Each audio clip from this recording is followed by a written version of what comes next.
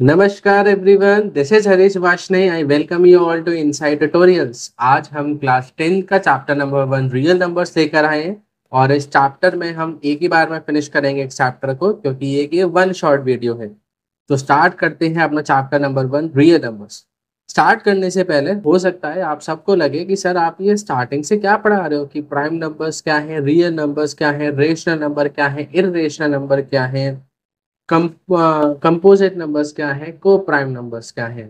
तो थोड़ा सब्र करिएगा, हम इसको इंटेंशनली कवर कर रहे हैं इन सारे डेफिनेशंस को, क्योंकि इन डेफिनेशंस के बेसिस पर ही हम अपना कंसेप्ट बिल्डअप करेंगे इस चैप्टर के लिए। तो बिल्कुल बेसिक से पढ़ाऊंगा इस चैप्टर में आपको। जुड़े रहिएगा इस पूरे सेशन में। एंड हाँ, लाइक करना मत भूलना इस सेशन को, जिससे कि लार्जर ऑडियंस से रीच कर सके। तो स्टार्ट करते हैं अपना चैप्टर नंबर 1 रियल नंबर्स। सबसे पहले स्टार्टिंग में हम पढ़ते हैं कि प्राइम नंबर्स क्या होते हैं, इसको समझते हैं। हम सबको ऑलरेडी अवेयर है कि प्राइम नंबर्स क्या होते हैं। The numbers which are having only two factors, है ना। तो डायरेक्टली मैं यहाँ पे लिख देता हूँ definition, prime numbers are the number which are having only two factors. अब वो दो फैक्टर्स क्या क्या है हमारे, एक तो 1 होगा और दूसरा हमारे पास जो फैक्टर होता है वो क्या होता है, वो खुद number, the number itself. Example से अगर मैं आपको समझाना चाहूँ तो यहाँ पर एक अगर नंबर लिया मैंने 2, तो 2 के दो ही फैक्टर्स हैं, 1 और 2। जिसको ये नहीं पता फैक्टर्स क्या होते हैं, फैक्टर्स बेटा वो नंबर होते हैं जिसको अगर मैं डिवाइड करता हूँ तो रिमाइंडर 0 आता है ना। जैसे मैंने 2 को डिवाइड करा 2 से, तो रिमाइंडर कितना आया, 0, तो ये फैक्टर हो जाएगा। सिमिलरली एक और प्राइम नंबर 3 को लेते हैं, तो 3 के फैक्टर्स क्या क्या आएंगे, 1 और 3। तो दो ही फैक्टर्स है इसके, एक तो 1 और वो दूसरा वो नंबर खुद, इसलिए ये क्या है, prime number. Next, composite number क्या होते हैं। कंपोजिट नंबर बहुत आसान है, जिसके दो से ज्यादा फैक्टर हो, मोर देन 2 फैक्टर्स, वो क्या बन जाता है, कंपोजिट नंबर बन जाता है। एग्जाम्पल के तौर पर समझते हैं ऐसे। एक एग्जाम्पल लिया मैंने 4। 4 किस किस से डिविजिबल है, एक तो 1 से डिविजिबल है, 2 से भी पूरा डिविजिबल है और 4 से भी डिविजिबल है। तो ये 3 फैक्टर्स आ गए। अब इसके 2 से ज्यादा फैक्टर्स हैं, तो इसलिए ये क्या बन जाएगा, कंपोजिट नंबर बन जाएगा। एक और एग्जाम्पल से समझते हैं 6। 6 किस किस से डिविजिबल, एक तो 1 के टेबल में 6 आता है, 2 की टेबल में 6 आता है, 3 की टेबल में 6 आता है और 6 की टेबल में 6 आता है। तो इसका मतलब इसके 4 फैक्टर्स है, 2 से ज्यादा है, इसलिए ये क्या है, कंपोजिट नंबर है। नेक्स्ट देखते हैं हमारे पास क्या है, को प्राइम नंबर्स। तो को प्राइम नंबर्स ये वो होते हैं जिनका HCF क्या आता है, 1। तो coprime numbers are the pair of the numbers whose highest common factor is 1। HCF हम सबको ऑलरेडी पता है क्लास 9 से। इसका इंट्रोडक्शन यहाँ पर भी मैं आपको दूंगा आगे जाकर, कि HCF कैसे फाइंड आउट करते हैं। अभी के लिए मैं आपको एग्जाम्पल से समझाता हूँ कि लेट्स से मेरे पास दो नंबर हैं 6 और 7। मुझे ये देखना है कि ये दोनों नंबर्स को प्राइम नंबर है या नहीं है। तो सबसे पहले मुझे क्या करना है, इनके फैक्टर्स लिखने। 1 का फैक्टर 1, 2, 3 और 6। 7 का फैक्टर 1 और 7।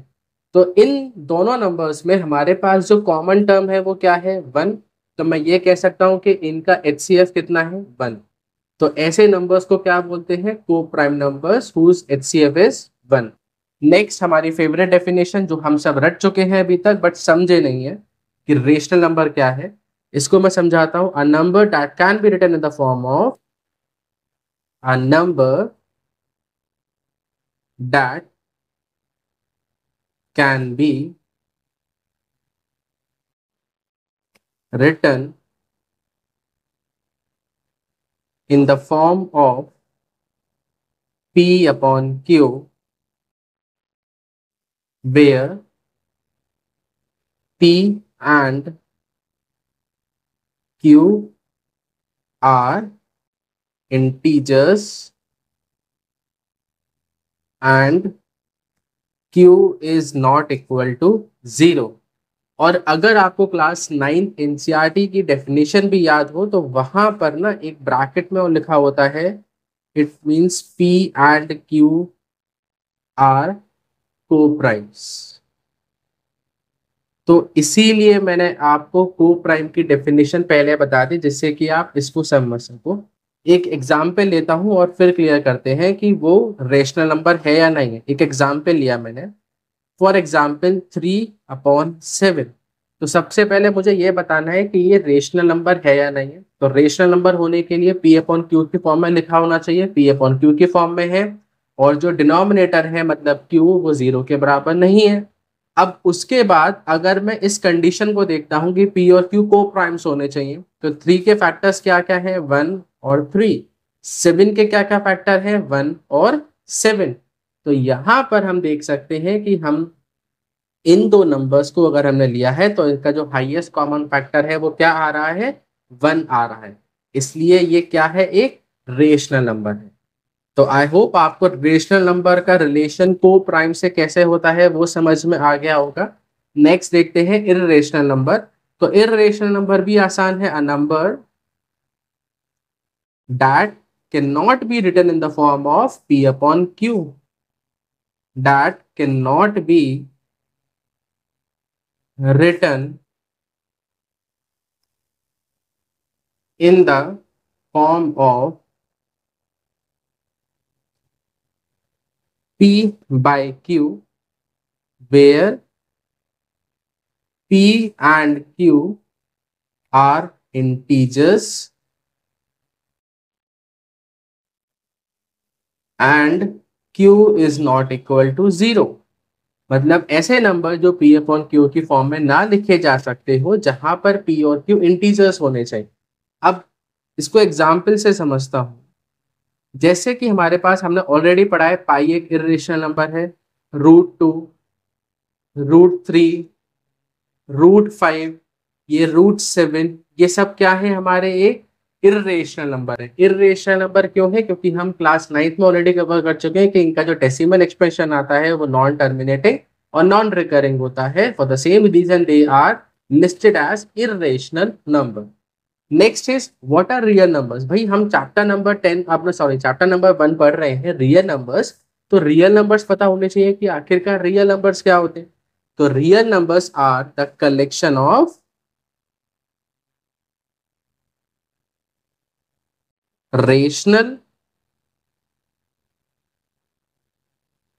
And irrational number. तो अगर आप रेशनल और इर्रेशनल नंबर को मिला दोगे तो वो क्या बन जाएंगे, रियल नंबर्स बन जाएंगे। तो यहां तक हमारी सारी बेसिक्स डेफिनेशंस क्लियर हो चुकी हैं। अब नेक्स्ट टॉपिक पर आते हैं। नेक्स्ट टॉपिक पर आने से पहले आपको क्लास 9 का या क्लास 8 का एक कंसेप्ट मैं आपको रिकॉल करवाता हूं, और आप मुझे बताइए कि आप वो समझ पा रहे हैं नहीं समझ पा रहे। देखो, हम अपना नेक्स्ट टॉपिक जो है स्टार्ट करने से पहले एक प्राइम फैक्टराइजेशन का कंसेप्ट एक बार रिकॉल कर। मैंने एक एग्जाम्पल लिया, 21252 एक नंबर है, मुझे इसको प्राइम फैक्टराइजेशन से सॉल्व करना है। तो सबसे पहले 2 से डिवाइड करेंगे तो 2 1 जा 2, फिर 0, 2 6 जा 12, 2 2 जा 4, 2 6 जा 12, अगेन 2 से डिवाइड करा, 2 5 जा 10, 2 3 जा 6, 2 1 जा 2 एंड 3। उसके बाद इसमें सम किससे जा रहा है, 3 से चला जाएगा, 3 1 जा 3, 3 7 जा 21, 3 7 जा 21 और फिर 1। फिर देखो किससे जा रहा है, ये 7 से जा रहा है, 7 2 जा 14, फिर 7 5 जा 35, 7 3 जा 21।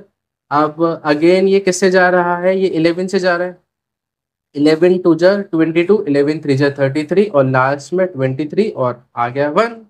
तो इसका मतलब कि जो हम नंबर लेके चले थे 21252, उसको हम प्राइम फैक्टराइजेशन की मदद से ऐसे लिख सकते हैं, 2 into 2 into 3 into 7 into 11 into 23। तो अगर मैं इसको सिंप्लीफाई करके लिखना चाहूं तो मैं इसको ऐसे भी लिख सकता हूं, 2 square into 3 into 7 into 11 into 23। तो आपने कहा सर इसमें हमने नया क्या पढ़ा, ये तो हम क्लास 8 से पढ़ के आ रहे हैं कि प्राइम फैक्टराइजेशन कैसे करते हैं, से पहले भी पढ़ के आ रहे हो। तो अगर मैं आपसे ये कहूं कि इसी कंसेप्ट को जो आपने यहाँ पर स्टडी करा है, इसको ही मैंने क्लास 10th में एक अलग थ्योरम बना दिया है, तो क्या आपको वो थ्योरम समझने में कोई प्रॉब्लम होगी? नहीं होनी चाहिए, क्योंकि ये तो हम बचपन से पढ़ते आ रहे हैं भाई कि फैक्टराइजेशन कैसे करना। अब इसी कंसेप्ट को मैं आपको समझाता हूँ एक थ्योरम की हेल्प से। हमारे पास नेक्स्ट थ्योरम आती है, मोस्ट अवेटेड थ्योरम, जो रट सबने ली है बट समझ में शायद ही आई होगी। इसको समझते हैं फंडामेंटल थ्योरम ऑफ अरिथमेटिक। तो फंडामेंटल थ्योरम ऑफ अरिथमेटिक ये कहती है कि सारे कंपोजिट नंबर, है ना, अब याद करो कंपोजिट नंबर ऑलरेडी डिफाइन कर दिया हूं मैं, इसलिए ही कर रहा हूं क्योंकि यहाँ पर यूज आएगा। तो अगेन थ्योरम क्या कहती है कि जितने भी कंपोजिट नंबर हैं इन सबको आप एक्सप्रेस कर सकते हो प्राइम नंबर्स का प्रोडक्ट, और ये जो फैक्टराइजेशन होगा वो यूनिक होगा। बट ऑर्डर का कोई फर्क नहीं है कि आप किस ऑर्डर में उनको लिख रहे हो, बट ये फैक्टराइजेशन इसका यूनिक होगा। इसको और क्लियर करता हूं, अभी अभी आपने ही एग्जाम्पल लिया था 2 1 2 5 2 का, जिसमें आपने सॉल्व करके बताया 2 का स्क्वायर 3, और फिर 7, फिर 11, और फिर 23, यही बताया था आपने मुझे सॉल्व कर कर। अब आप ये बताओ कि ये इसके कितने फैक्टर्स हैं। इसके दो से ज्यादा फैक्टर है। कौन कौन है? 2 भी है, 3 भी है, 7 भी है, 11 भी है, 23 भी है। तो इसका मतलब इसके दो से ज्यादा फैक्टर है, तो ये बन गया कंपोजिट नंबर। ठीक है, ये क्या बन गया? एक बन गया ये कंपोजिट नंबर, ये एक कंपोजिट नंबर बन गया। तो क्या इस कंपोजिट नंबर को आपने प्राइम फैक्टराइजेशन की मदद से प्रोडक्ट बना दिया प्राइम नंबर्स का? देखो सब मल्टीप्लिकेशन में है, तो इसका मतलब प्रोडक्ट बना दिया प्राइम नंबर्स का। यहां तक बात समझ में आ गई। अब ये फैक्टराइजेशन यूनिक क्यों है? क्योंकि बेटा आप ऐसा नहीं लिख सकते कि अगर कल को आपका मन करे कि आप 2 1 2 5 2 को अपने आप लिख दो 2 की पावर 3, 3 की पावर 2, 7 की पावर 1 और 27। तो ऐसा तो पॉसिबल नहीं है, क्योंकि ये इसका प्राइम फैक्टराइजेशन होगा ही नहीं। तो इसलिए कहा जाता है कि ये जो फैक्टराइजेशन है ये यूनिक है। इसका मतलब अगर कोई भी नंबर 2 1 2 5 2 है तो उसका फैक्टराइजेशन यही होगा, यूनिक है अपने आप में ये। बट ऑर्डर का फर्क नहीं पड़ता कि हम किस ऑर्डर में लिखें। हो सकता है आप में से कोई इसको इस ऑर्डर में लिख दे कि 2 का स्क्वायर, और फिर 3, फिर कोई लिख दे यहाँ पर 7, यहाँ पर 23, यहाँ पर 11। तो ऑर्डर का कोई फर्क नहीं पड़ेगा, बट ये फैक्टराइजेशन यूनिक रहेगा। देखो सारी टर्म्स वही हैं जो इसमें आ रही हैं, तो इसका मतलब हमारा ऑर्डर से कोई हमें मतलब नहीं है। तो यही है हमारी एक फंडामेंटल थ्योरम ऑफ एरिथमेटिक। अब आप कहेंगे कि सर अगर हमारे पास कोई ऑर्डर नहीं है तो हमारे पास काफी सारे परम्यूटेशन कॉम्बिनेशन से हो जाएंगे कि अगर मैं यहाँ पर एक और लिखूं, कोई ऐसे लिख देगा 3 × 2 स्क्वायर, है ना, × 7 × 23 × 11। तो हाँ बेटा ऐसे बहुत सारे पॉसिबल है। तो हमने क्या करा, एक स्टैंडर्ड बना दिया। स्टैंडर्ड क्या बनाया हमने कि हमने ये ध्यान में रख लिया कि जब भी हम कंपोजिट नंबर को प्रोडक्ट ऑफ प्राइम लिखेंगे तो हम इस तरीके से लिखेंगे कि वो असेंडिंग ऑर्डर में आएगा, बढ़ते हुए क्रम में नंबर्स आएंगे। तो सबसे छोटा नंबर 2 का, फिर उससे बड़ा नंबर 3, फिर उससे बड़ा नंबर 7 आता है इसमें, फिर 11, और फिर 23। तो इसलिए कहा जाता है every composite number can be express as a product of prime, and this factorisation is unique apart from the order in which the prime factors occur. तो यहां तक हमें समझ में आ चुका है कि हम एक्चुअल में fundamental of theorem of arithmetic को किस तरीके से स्टडी करते हैं। नेक्स्ट टॉपिक देखते हैं क्या है अपनी स्लाइड में। नेक्स्ट टॉपिक देखो हमारा आता है एचसीएफ और एलसीएम के बारे में, कि एचसीएफ कैसे फाइंड आउट करते हैं और एलसीएम कैसे फाइंड आउट करते हैं। अगर मैं आपसे कहूं आपको एचसीएफ फाइंड करने के लिए सिर्फ दो टर्म्स को ध्यान में देना है। देखो सबसे पहले एचसीएफ की फुल फॉर्म हम सबको पता है कि this is abbreviated as highest common factor. तो अगर हम आपसे कहें कि हाईएस्ट का बेटा एंटोनिम बताओ, तो हाईएस्ट का एंटोनिम क्या होता है? लोएस्ट। तो हमें क्या करना है, जब भी हमें HCF निकालना है तो हमें जो जितने भी प्राइम फैक्टर्स हैं उनकी स्मॉलेस्ट पावर को देखना है, और जो भी हम प्राइम फैक्टर कंसीडर कर रहे हैं वो सारे कॉमन प्राइम फैक्टर्स होने चाहिए दोनों नंबर में। जैसे कि मैंने आपसे कहा हमने यहाँ पे नंबर लिए 26 और 91, इसको फैक्टराइजेशन करते हैं पहले 26 को। 26 को मैं लिख सकता हूँ 2 × 13, और 91 को हम क्या लिख सकते हैं, 91 को लिख सकते हैं हम 7 × 13। तो अब मुझे इसका HCF निकालना है। अच्छा, अगर मैं इसको 2 की पावर 1, 13 की पावर 1, 7 की पावर 1, 13 की पावर 1, तो कोई प्रॉब्लम नहीं होनी चाहिए क्योंकि power 1 is the number same. अब हमें HCF निकालने के लिए इसमें जो भी कॉमन फैक्टर है पहले उसको दे दो। कॉमन फैक्टर कौन सा है इसमें, 13 लिख दिया। 13 की सबसे कम पावर कितनी है, 1, तो HCF कितना आ जाएगा इसमें, 13। अब नेक्स्ट LCM पर आते हैं। LCM की फुल फॉर्म क्या है, लीस्ट कॉमन मल्टीपल।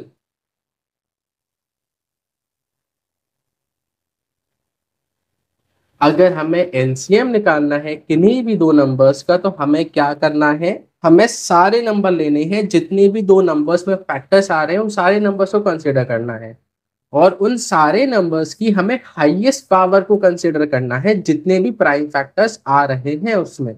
जैसे कि अगर मैं इसी क्वेश्चन में इनका LCM निकालता हूं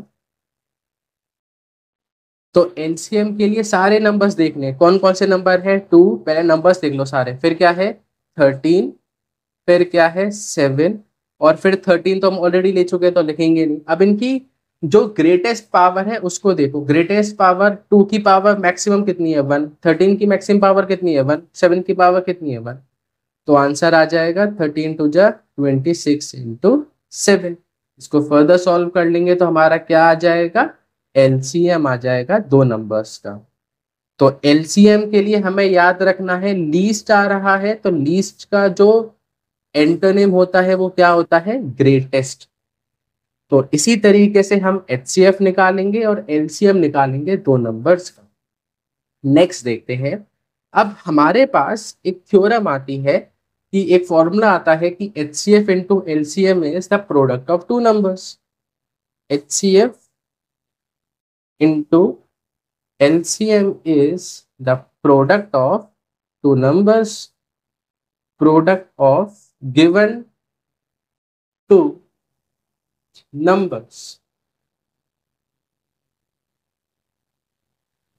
अब इसको कैसे समझा जाए कि सर ये फॉर्मूला कैसे आ गया, वैसे भी मैथमेटिक्स में इतने कम फॉर्मूले हैं कि मैं एक और फॉर्मूला याद करना है। बेटा ये कोई फॉर्मूला नहीं है, देखो बेसिक सा है। अगर आप पिछले एग्जाम्पल में देखो, इस एग्जाम्पल को कंसिडर करो।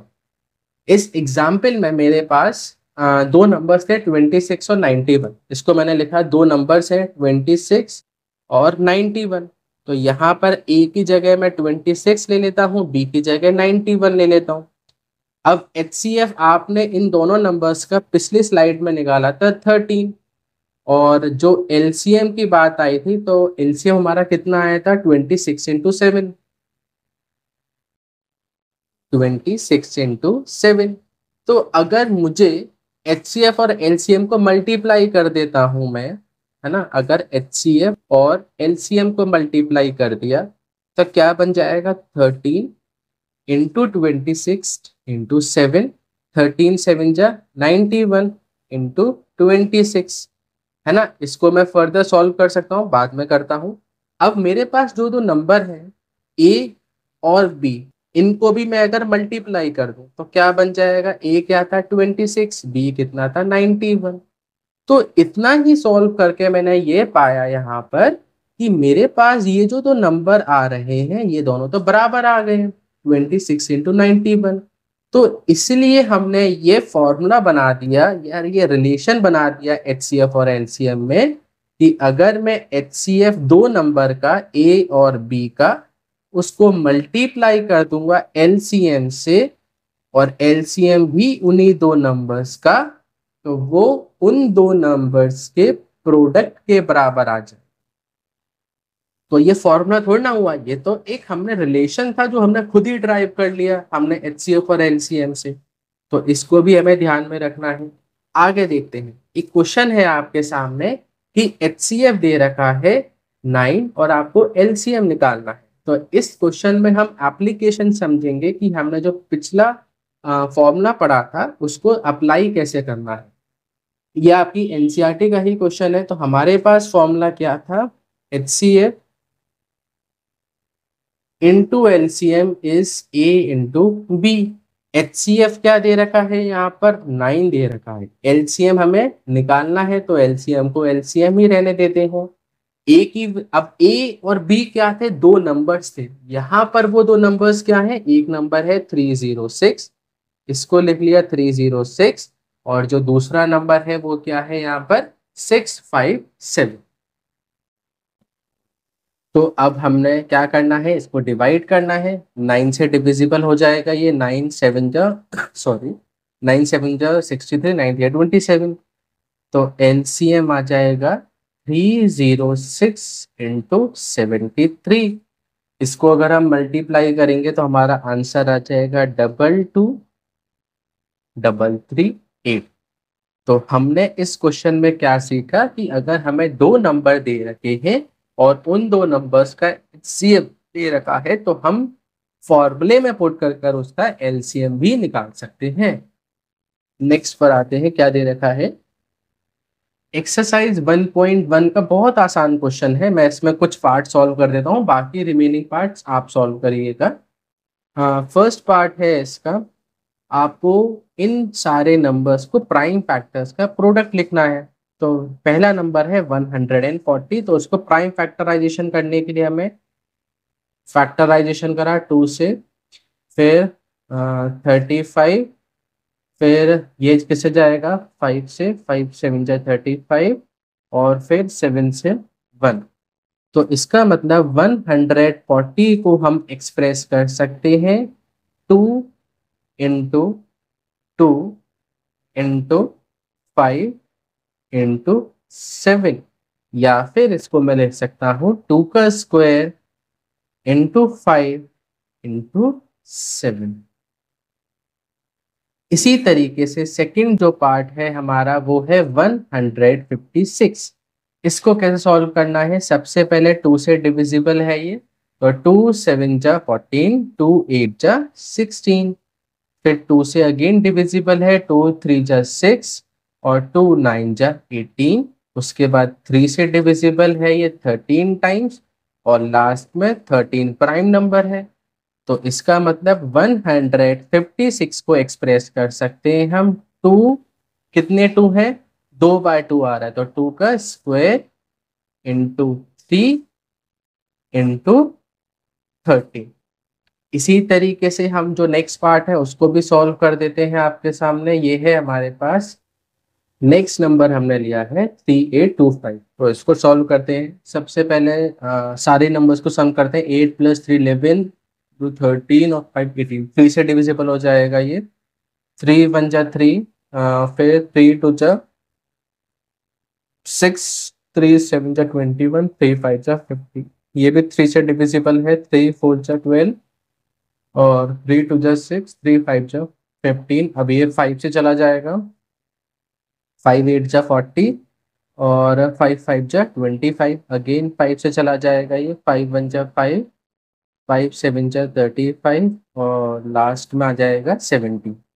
तो इसका मतलब 3 8 2 5 को हम लिख सकते हैं 3 का स्क्वायर इंटू 5 कितना है 2, 5 का भी स्क्वायर, और इंटू 17। ठीक है, नेक्स्ट पार्ट पर आते हैं, दैट इज 5005। फोर्थ पार्ट है ना, 5005। तो सबसे पहले स्टार्टिंग में हमने करा, ये 5 से डिविजिबल है, 5 1 जा 5 0 0 1। ये किससे डिविजिबल होगा 2, तो 3 2 5 6 7 से डिवाइड करते हैं, 7 से चला जाना चाहिए, 7 1 जा 7, 10 में 7 गया 3, रिमाइंडर बचा 7 4 जा 24, 7 4 जा 28 और 7 3 जा 21। अब ये आपका 11 से डिविजिबल है, 11 1 जा 11, 11 3 जा 33 और लास्ट में 13 और 1। तो इसका मतलब 5005 आपका एक्सप्रेस कर सकते हो 5 into 7 into 11 into 30। Last part जो है आपका वो है 7429। फैक्टराइजेशन है तो उसको सॉल्व करोगे तो आ जाएगा 17 इंटू 19 इंटू 23। अब नेक्स्ट देखते हैं, find the LCM and HCF of the following pair of integers and verify that LCM into HCF is equal to product of two numbers. देखो ऑलरेडी फर्स्ट पार्ट हम already solve कर चुके हैं, जो हमने एग्जाम्पल लिया था इससे पहले आप देख सकते हो। ये क्या 26 और 91 का हमने फॉर्मूले से भी प्रूव कर दिया था और एचसीएफ और एलसीएम भी निकाला था इसका। अब आते हैं इसके नेक्स्ट पार्ट पर जो कि है 510 एंड 92। इसको मैं बता देता हूँ आपको, देखो सॉल्व कैसे करना है। सबसे पहले हमें इनका लेना है एलसीएम और एचसीएफ। एलसीएम निकालने के लिए सबसे पहले हमें इसको प्राइम फैक्टराइजेशन करना जरूरी है। तो 510 के फैक्टर्स करते हैं हम, 510 के फैक्टर्स करें जल्दी से। तो 2 2 जा 4, फिर 2 5 जा 10, 2 5 जा 10, 5 से चला जाएगा 5 5 जा 25, 1 3 से चला जाएगा 3 1 जा 3, 3 7 जा 21 और 17 और 1। 92 के भी फैक्टर्स कर लेते हैं यहाँ पर हम। ये क्या 2 से 2 4 जा 8, 2 6 जा 12, फिर 2 से गया ये 23 और 23 इज अ प्राइम नंबर, तो 23 और 1। तो 510 को हम लिख सकते हैं 2, असेंडिंग ऑर्डर में लिख रहा हूँ। 2 से बड़ा नंबर कौन सा है 3, 3 से बड़ा नंबर कौन सा है 5, 5 से बड़ा नंबर क्या है 17। और 92 को हम लिख सकते हैं 2 का कितने बार पावर है 2 और एक नंबर क्या है 23। अब हमें इन सब का पहले निकालना है एचसीएफ। एचसीएफ क्या होता है, सबसे हमें पहले कॉमन फैक्टर देखना है। उस कॉमन फैक्टर की जो लीस्ट पावर होगी वही क्या बन जाएगा, उसका एचसीएफ बन जाएगा। कॉमन फैक्टर देखो यहाँ पर ऐसा नंबर जो दोनों में कॉमन हो, 2 2 2 की लीस्ट पावर बताइए मुझे यहाँ पर क्या है 1 या 2। 2 की पावर 1 लीस्ट है, 2 की पावर 2, 2 की पावर 1। तो एचसीएफ कितना आ जाएगा इसका 2। एलसीएम निकालने के लिए सारे नंबर्स लिख लो, है ना, जितने भी प्राइम फैक्टर्स हैं सारे नंबर्स को लिख लो। 2 इंटू 3 इंटू 5 इंटू 17 इंटू 23। अब ये सारे नंबर्स लिखने के बाद इन सब नंबर्स की हाईएस्ट पावर लिख लो। तो 2 की हाईएस्ट पावर कितनी है पूरे में 2, 3 की हाईएस्ट पावर 1, 5 की हाईएस्ट पावर 1, 17 की हाईएस्ट पावर 1, 23 की हाईएस्ट पावर 1। तो इसको मल्टीप्लाई कर देंगे, 2 2 जा 4, 4 3 जा 12, 12 5 जा 60। तो 60 इंटू 17 इंटू 23, ये हमारा क्या आ जाएगा एलसीएम। इसको मल्टीप्लाई कर देते हैं, 2 3 4 6 0। तो ये हमारा एलसीएम आ गया। अब हमें वेरीफाई करना है HCF into LCM is a product of two numbers. तो अब हमें क्या करना है, फॉर्मूले में अप्लाई करना है, HCF into LCM is the product of two numbers. HCM देखिए पीछे क्या है, एचसीएफ 2 आ रहा है, एचसीएफ 2 आ रहा था और एलसीएम कितना आ रहा था, एलसीएम आ रहा था हमारे पास 2 3 4 6 0, 2 3 4 6 0। दो नंबर्स हमारे पास कौन कौन से थे, 510 एंड 92। तो इसको अगर हम प्रोडक्ट करते हैं 2 3 4 6 0 का मल्टीप्लाई करते हैं 2 में, तो ये आता है हमारे पास 4 6 9 2 0 और अगर 510 का मल्टीप्लाई भी करते हैं 92 में तब भी वही आएगा 46920। तो we can say that LHS equal to RHS। ठीक है, हेंस प्रूव। इसी तरीके से हम जो नेक्स्ट पार्ट है इसका 336 और 54 इसको भी हम सॉल्व कर सकते हैं, है ना। तो this part I am leaving up to you, you will solve it on your own. Next देखते हैं, check whether 6 raise power n can end with the digit 0 for any natural number n। तो इसके लिए देखो आसान है, एक concept समझाता हूं मैं इसके लिए। आप अगर मैंने आपसे 4 नंबर लिए यहाँ पर, लेट्स से एक नंबर लिया मैंने 10, एक नंबर लिया मैंने 20, एक नंबर लिया 30, फिर 40, एक और नंबर ले लेते हैं चलो 50। इनको फैक्टराइजेशन करने के लिए कहा मैंने आपको कि इन सबको फैक्टराइज करो। तो आपने कहा सर आसान है, इसको लिख लिया 2 5 जा, इसको लिख लिया 2 का स्क्वायर इंटू 5, इसको 30 को क्या लिख दोगे 2 इंटू 3 इंटू 5। इसी तरीके से मैंने कहा 40 को लिखो तो आपने लिख दिया 2 की पावर 3 इंटू 5। 50 को कहा तो आपने लिख लिया 50 को कैसे लिख सकते हैं 2 इंटू 5 का स्क्वायर। तो अगर मैं इन्हीं नंबर को थोड़ा और इलेबोरेट करके लिखता हूं तो क्या मैं इसको ऐसे भी लिख सकता हूं जो कि उसकी ओरिजिनल फॉर्म थी 2 इंटू 5।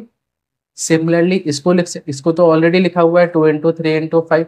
इसको मैं लिख सकता हूँ 2 इंटू 2 इंटू 2 इंटू 5, और इसको लिख सकता हूँ 2 इंटू 5 इंटू 5।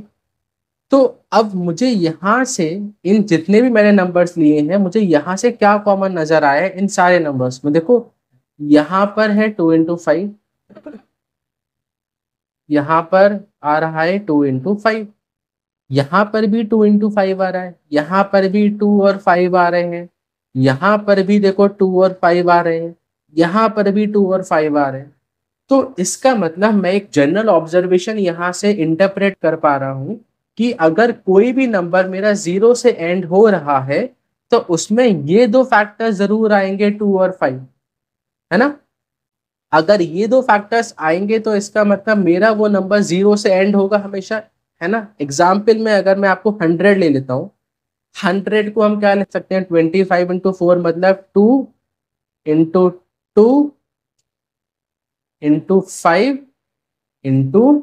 5 तो यहाँ भी आप देखो इस 100 में ये नंबर 0 से एंड कर रहा है, तो इसका मतलब इसमें दो फैक्टर तो आ ही रहे हैं। वो कौन कौन से फैक्टर आ रहे हैं 2 इंटू 5। तो हम एक जनरल ऑब्जर्वेशन यहां से कर सकते हैं कि if a number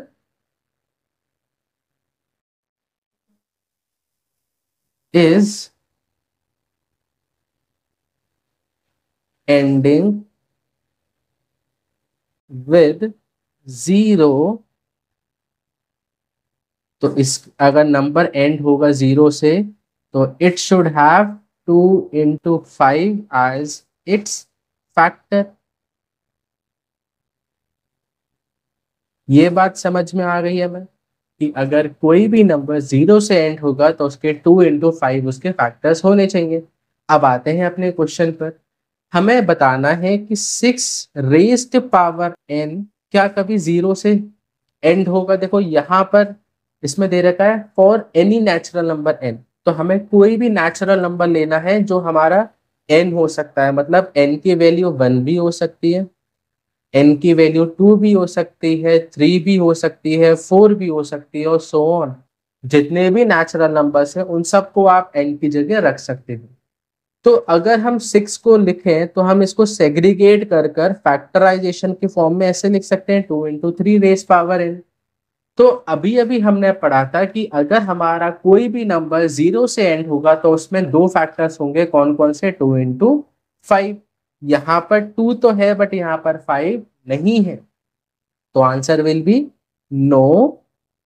6 raised power n can never end with 0 as it is not having 5 as its factor। तो यही रीजन है कि 6 की पावर n 0 से एंड नहीं होगा।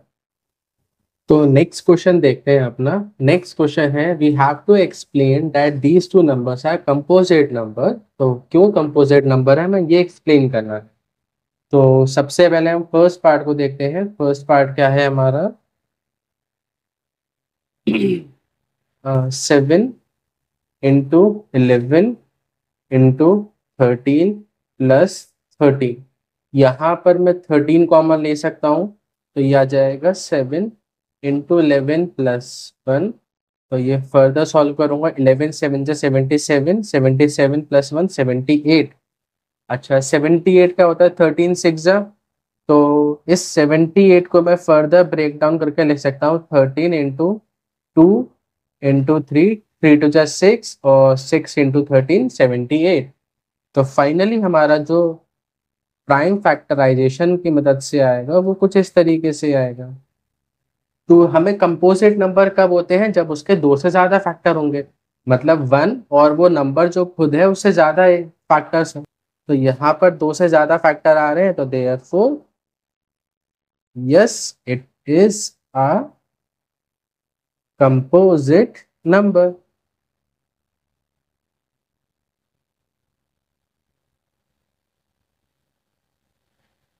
अब नेक्स्ट इसको देखते हैं कि हमारे पास ये नंबर कंपोजिट है या नहीं है। तो इसके लिए यहाँ पर कॉमन टर्म क्या आ रहा है, देखो यहाँ पर भी 5 और यहाँ पर भी 5। तो 5 कॉमन ले लेते हैं जल्दी से, क्या बचेगा 7 into 6 into 4 into 3 into 2 into 1 और 5 कॉमन ले लिया प्लस के, यहाँ पे बचा 1। 5 इंटू, इसको मल्टीप्लाई करोगे 7 6 जा 42 इंटू 4 3 जा 12 2 जा 24 प्लस 1। इसको मल्टीप्लाई करेंगे तो हमें मिलेगा 1008 प्लस 1। तो फर्दर हमने सॉल्व करा तो मिला 5 इंटू 1009। अच्छा अब हमारे पास 5 और जो 1009 है, इसके अलावा एक और फैक्टर आएगा, वो क्या आएगा 1। तो अब यहाँ पर आप देखिए, यहाँ पर हमारे पास 2 से ज्यादा फैक्टर्स आ रहे हैं, तो इसका मतलब this is a composite number. Yes it is a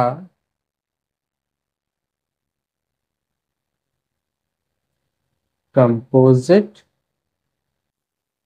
number.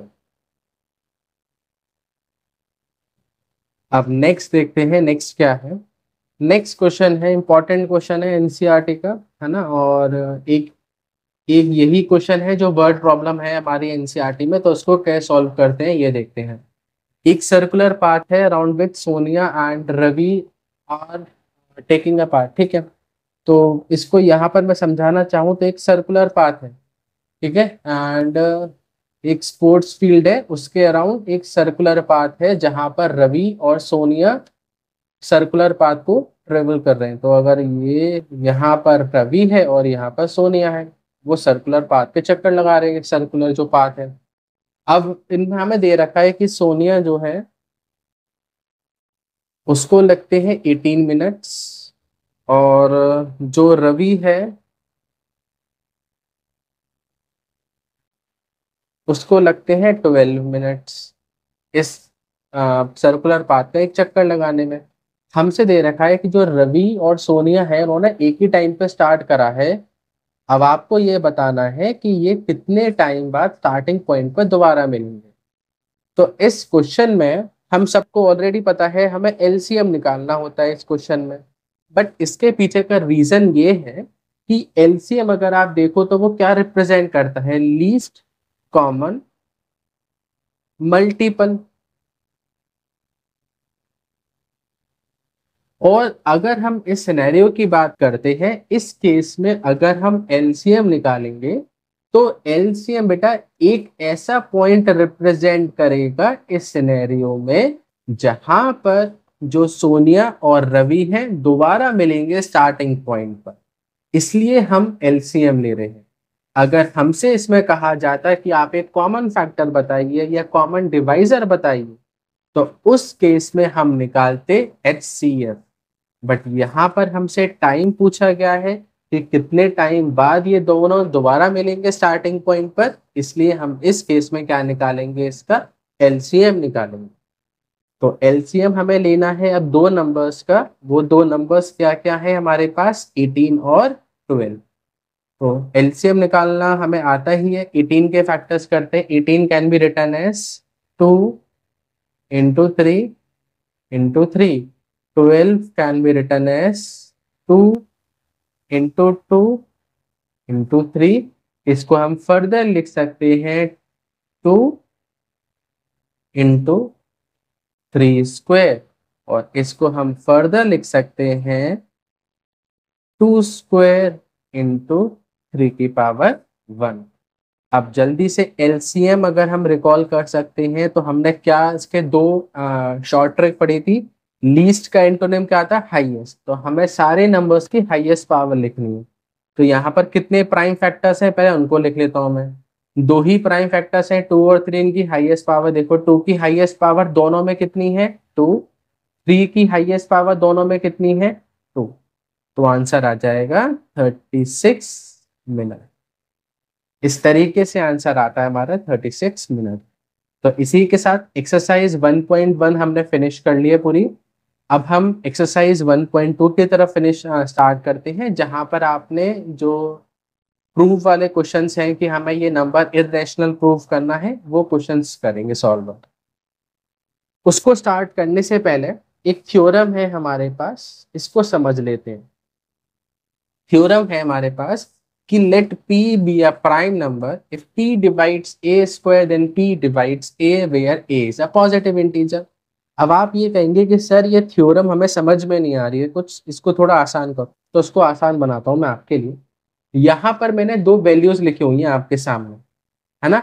p एक प्राइम नंबर है तो मैंने p की जगह लिख लिया 2, और a क्या था, एक पॉजिटिव इंटीजर, तो मतलब मैंने a की वैल्यू कोई भी अज्यूम कर सकता हूं। तो मैंने यहाँ पर a की वैल्यू को 6 अज्यूम कर लिया।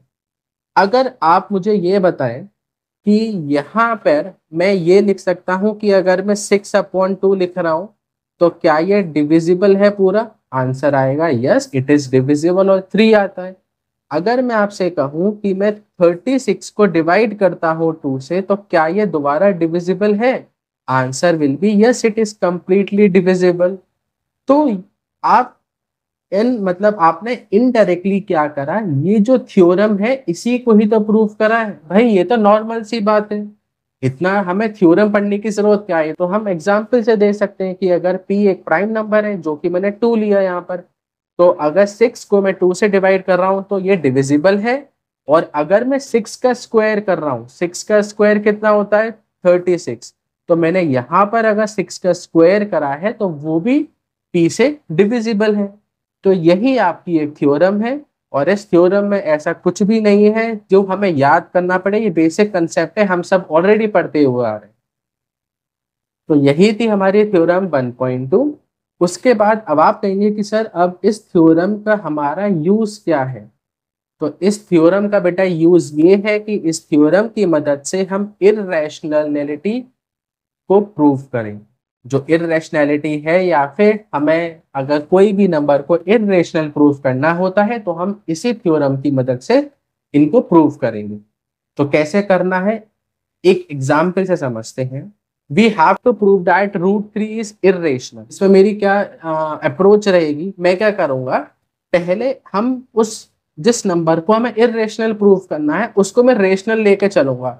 मैं अपनी तरफ से एक अजम्पशन मारूंगा अपनी तरफ से कि हमने इस √3 नंबर को रेशनल नंबर लिख लिया। फिर फाइनली हम ऐसा करने से क्या अचीव करेंगे, हम जैसे ही इस नंबर को रेशनल नंबर की तरह ट्रीट करेंगे, और वो जो हम थ्योरम हमने अभी पढ़ी थी खुद ही कॉन्ट्राडिक्शन दे देगा। कॉन्ट्राडिक्शन वाली बात है कि आप लेकर कुछ और चले थे, आपने अजम्पशन कुछ और आपने लिया था और आंसर उसका जस्ट अपोजिट आ रहा है, तो ये कॉन्ट्राडिक्शन है। तो इसी हम कॉन्ट्राडिक्शन से अपने नंबर्स को इररेशनल प्रूव करते हैं। अब इस क्वेश्चन को कैसे करेंगे, ध्यान से समझिएगा बेटा, ये क्वेश्चन आपका 3 मार्क्स का क्वेश्चन आता है बोर्ड एग्जाम में, और हर एक स्टेप के मार्क्स होते हैं, तो उन स्टेप बाय स्टेप हमें हर एक स्टेप को समझना है, और वही प्रोसीजर आपको भी रखना है अपने बोर्ड एग्जाम्स। तो यहाँ पर मैंने क्या करा, यहाँ पर मैंने सबसे पहले अज्यूम कर लिया, स्टेटमेंट पढ़िएगा आप मेरा। Let us assume to the contrary that √3 is a rational number where it can be written in the form of p by q, where p and q are integers and q is not equal to 0।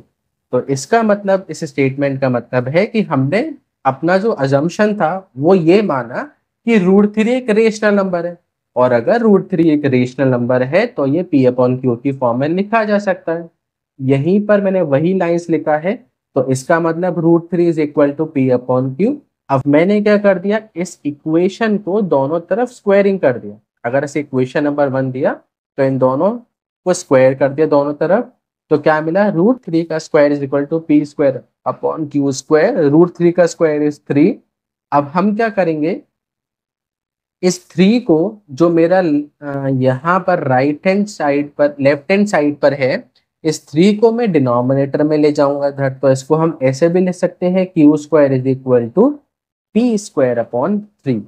अब ध्यान से देखिएगा, हमने पिछली ही theorem में ये पढ़ा था कि अगर p एक प्राइम नंबर है, if p is a prime number और a एक पॉजिटिव इंटीजर था, है ना,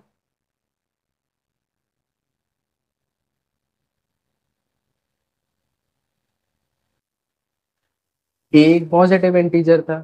तो अगर हमने थ्योरम में क्या पढ़ा था कि अगर वो प्राइम नंबर ए स्क्वायर को डिवाइड कर रहा है, तो वही प्राइम नंबर ए को भी डिवाइड करेगा, यही हमारी थ्योरम थी। अब यहाँ पर आप देखो, ये जो 3 है वो क्या है, एक प्राइम नंबर है, तो 3p² को डिवाइड कर रहा है। जब 3p² को डिवाइड कर रहा है तो इसका मतलब 3p को भी डिवाइड करेगा, इस थ्योरम 1.2 के हिसाब से। तो हमने लिखा, if 3 divides p² then 3 also divides p, कि p upon 3 is equal to c। c क्या है, यहाँ पर एक कांस्टेंट नंबर मान लिया मैंने, क्यों, या फिर किसी भी पॉजिटिव इंटीजर को डिवाइड कर रहा हूँ 3 से, तो कोई कांस्टेंट नंबर आएगा, उसको मैंने c मान लिया। तो p अपॉन 3 किसके बराबर है, c के बराबर है। अब इसको हम ऐसे भी लिख सकते हैं कि p is equal to 3 into c. अब स्क्वायरिंग करते हैं दोनों तरफ, ऑन स्क्वायरिंग हमें क्या मिलेगा बेटा, यहाँ पर p² is equal to 9c²। थी इक्वेशन नंबर 2 से नाम देते हैं, और ये इक्वेशन नंबर 3 आ जाए। इक्वेशन नंबर 2 को अगर आप देखो तो ये इक्वेशन इस तरीके से लिखी हुई है कि 3q² is equal to p²। इसको मल्टीप्लाई कर देंगे तो ऐसे लिख सकते हैं। तो इसका मतलब इक्वेशन नंबर 2 से p² की वैल्यू किसके बराबर आ गई, 3q² के। तो यहां पर रख दी हमने, तो यहां पर लिखेंगे फ्रॉम इक्वेशन नंबर 2 p² की वैल्यू किसके बराबर थी, 3q² के बराबर। तो 3q² is equal to 9c²। ये कैंसल हुआ 3 टाइम्स। अब यहां पर हमें फर्दर क्या मिला, q² upon 3 is equal to c²। अब ध्यान से देखो बेटा, फिर से p प्राइम नंबर है, देखो 3 एक प्राइम नंबर है ना, और q एक पॉजिटिव इंटीजर है, हमने स्टार्टिंग में लिया था where p and q are integers. तो यहां से हम फिर से लिख सकते हैं, तो बाय थ्योरम, है ना, what we can say by theorem, कि if 3 divides q² then p also divides sorry, if 3 divides q square, then 3 also divides q. तो यहां पर इसका मतलब ये आया कि p और q को दोनों को 3 डिवाइड कर रहा है, और अगर p और q दोनों को 3 डिवाइड कर रहा है तो इसका मतलब 3 इनका कॉमन फैक्टर आ गया. तो this implies that both P and Q are having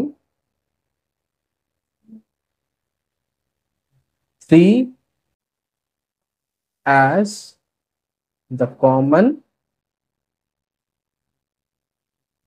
factor. तो ये स्टेप समझ में आई. ये हम इसलिए लिख पा रहे हैं बेटा, फिर से समझाता हूँ इस स्टेप को. देखो, P को डिवाइड करा 3 ने, है ना, Q को भी डिवाइड करा 3 ने. इस स्टेटमेंट, दोनों स्टेटमेंट को मैंने एक साथ लिख दिया. तो इसका मतलब है P और Q दोनों का इनका कॉमन फैक्टर 3 होगा, तभी तो ये 3 से डिविजिबल है. अगर मैं लेता हूं, P को मैंने लिया सपोज 12 और Q को लिया मैंने लेट्स से 15, तो अगर हम 12 और 15 को डिवाइड करेंगे 3 से तो ये डिविजिबल है, और ये तभी डिविजिबल है जब इनका 3 कॉमन फैक्टर आएगा P और Q का. तो इसका मतलब both P and Q are having 3 as the common factor. But जो हमारे पास रेशनल नंबर की डेफिनेशन थी उसमें मैंने आपको बताया था P और Q को प्राइम्स होते हैं, है ना. तो को प्राइम्स का मतलब क्या था, यहाँ पर they are having HCF as 1, but P and Q are co-primes,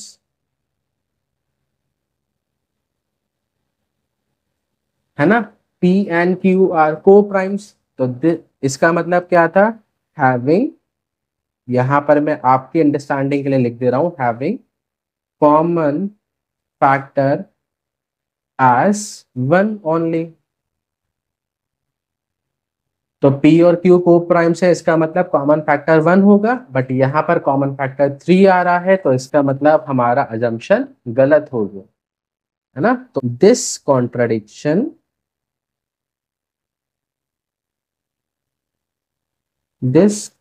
contradiction has arisen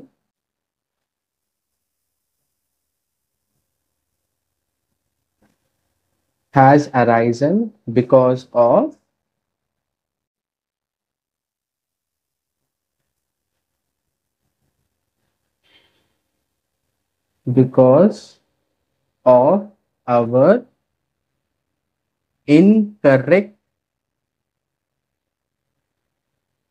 of our incorrect assumption.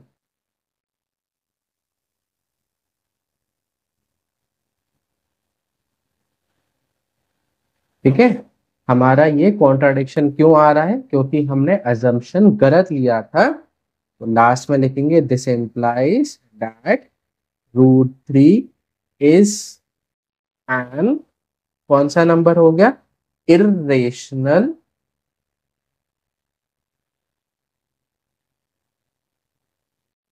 Number.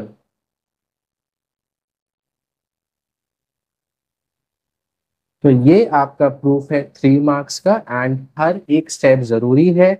Next question पर स्विच करते हैं. नेक्स्ट क्वेश्चन क्या है देखते हैं. नेक्स्ट क्वेश्चन है, we have to prove that 3 + 2√5 is irrational.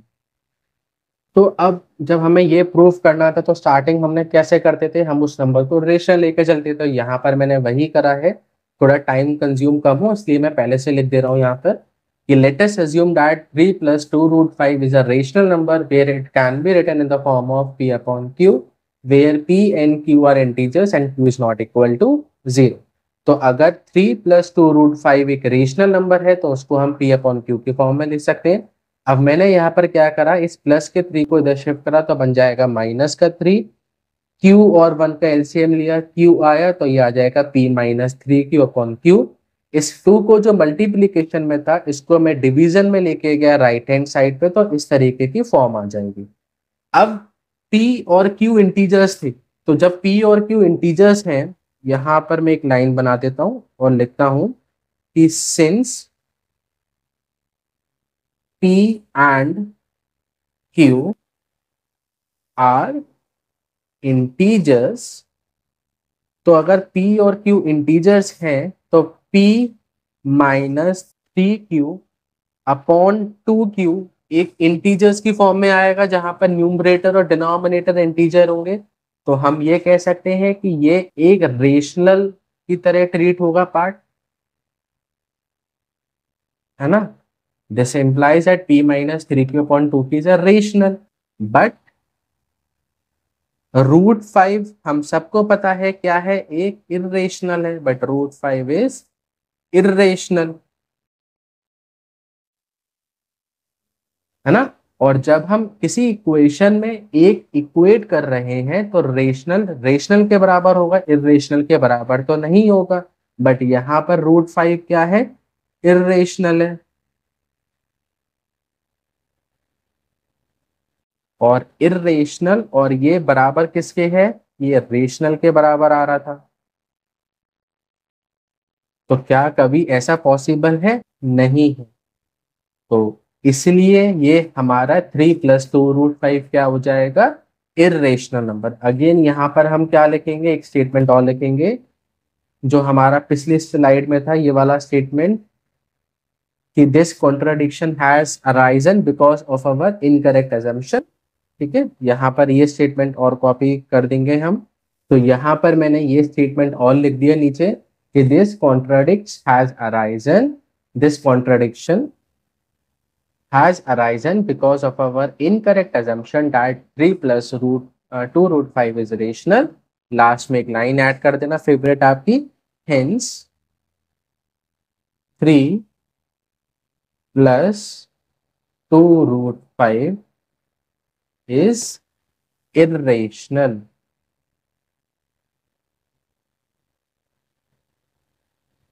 और यही है आपका प्रूफ इस क्वेश्चन का।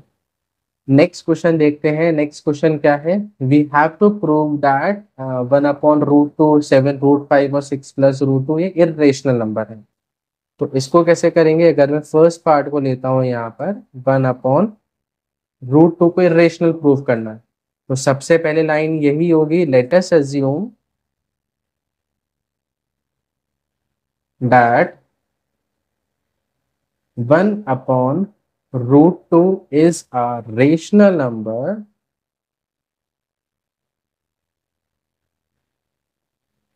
that can be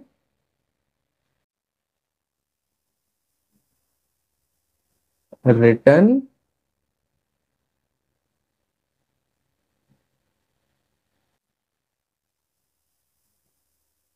in the form of p/q, where